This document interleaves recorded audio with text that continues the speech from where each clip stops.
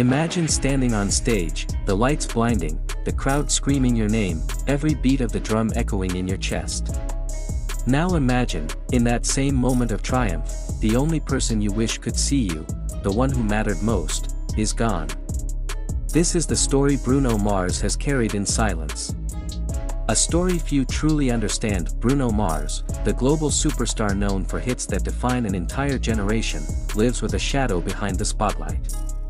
It's a shadow shaped by loss, by grief, by love so deep it still echoes in his music.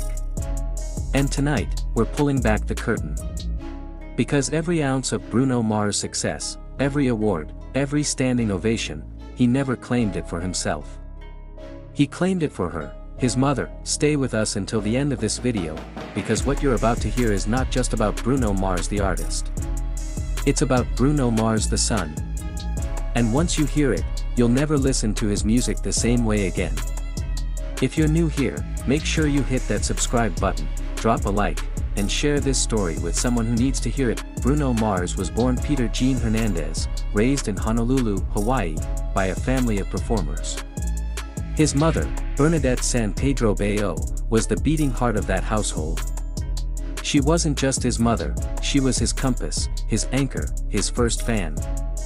She taught him discipline, love, and the kind of resilience that would one day fuel his rise to superstardom. To Bruno, she wasn't just family. She was everything, but in June of 2013, tragedy struck like a bolt of lightning from a clear sky. His mother died suddenly, at just 55 years old, from a brain aneurysm. One moment she was there, and the next, she was gone. No warning. No goodbye. And Bruno Mars, in the middle of rehearsals for a world tour, wasn't by her side. He never got to hold her hand in those final moments.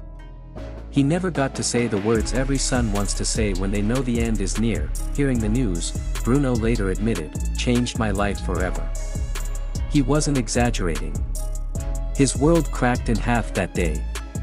Imagine the man who could electrify a stadium, suddenly silenced, unable to find the words that he told Latina magazine in a rare, vulnerable interview, "My life has changed." She was everything. She was more than music. If I could trade music to have her back, I would. Think about that for a second. Bruno Mars, a man whose very existence is defined by music, saying he would give it all away, every song, every award, every sold-out arena, just to bring her back. That is not the voice of a celebrity. That is the voice of a son broken by grief, but grief does strange things. It lingers. It whispers.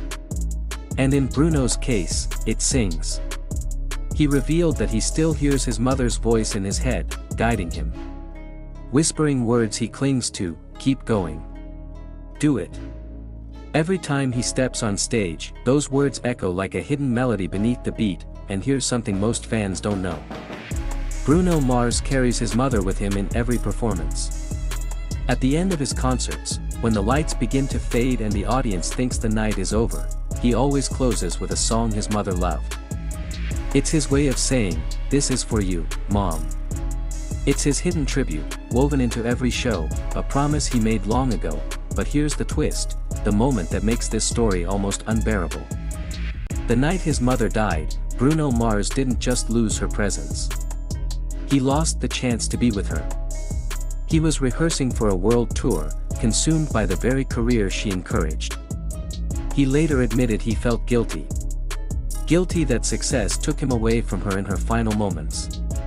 Guilty that while the world prepared to celebrate Bruno Mars, he was absent from the one goodbye that mattered most, and yet, even in death, she gave him strength. Days after her passing, Bruno Mars broke his silence on social media. His words were short, almost whispered, as if written with trembling hands. "Thank you for all the love at the hardest time of my life. I'll be back soon. That's what my mom wanted. She told me." It was his way of telling the world, the show must go on. Not for fame. Not for the charts. Not even for the fans. But for her. And when you look closer at Bruno Mars' career after 2013, something changes. The hits keep coming, yes, but there's a deeper layer. Songs about longing. Songs about loss. Songs about holding on to someone you can't let go of. When you listen with this story in mind, you can almost hear Bernadette's voice between the lines. Think about it. When Bruno Mars sings with that raw, aching emotion, it's not just performance. It's conversation. It's a son still talking to his mother, across the silence of death, through the language they both understood, music. This is why Bruno Mars resonates so deeply with millions of fans. Because beneath the glitter, beneath the funk and the groove, there's a man carrying grief in plain sight. And maybe that's why his songs feel timeless. Because they are infused with love that refuses to die. So the next time you see Bruno Mars standing under the lights, smiling, dancing, giving everything to the crowd, remember this: he's not just entertaining. He's remembering. He's honoring. He's keeping a promise, and maybe that's the hidden key to his success. Bruno Mars doesn't perform for himself. He doesn't even perform for us. He performs for his mother. What if every cheer, every standing ovation, is actually his way of saying, "Mom, this is for you. I'm still listening. I'm still your son," because behind the fame, behind the hits, Bruno Mars is still that little boy from Hawaii, chasing his mother's voice in the dark. And in that chase, he's created something bigger than music. He's created a legacy of love, and that is why Bruno Mars is more than a superstar. He's a son who turned heartbreak into harmony, but to truly understand Bruno Mars' grief, we need to go back, before the fame, before the arenas, before the headlines. Back to a small boy in Hawaii, with a dream bigger than the island itself. Peter Gene Hernandez was just a child when he first stepped on stage. Barely tall enough to hold a microphone, he was already mesmerizing crowds. His father played percussion, his family was steeped in performance, but it was his mother, Bernadette, who gave him the soul. She saw something in him no one else could see yet. She would look at her son and say, "You're going to touch the world with your music." And isn't that haunting? Because she was right. She predicted the future, but she never got to see all of it unfold. Fast forward to 2010, when Bruno Mars exploded onto the global stage. Just the Way You Are, Grenade, Locked Out of Heaven, songs that didn't just climb charts, they defined moments in people's lives. Every interview, every acceptance speech, Bruno Mars would find a way to bring his family into the spotlight. Because for him, success didn't belong to him alone.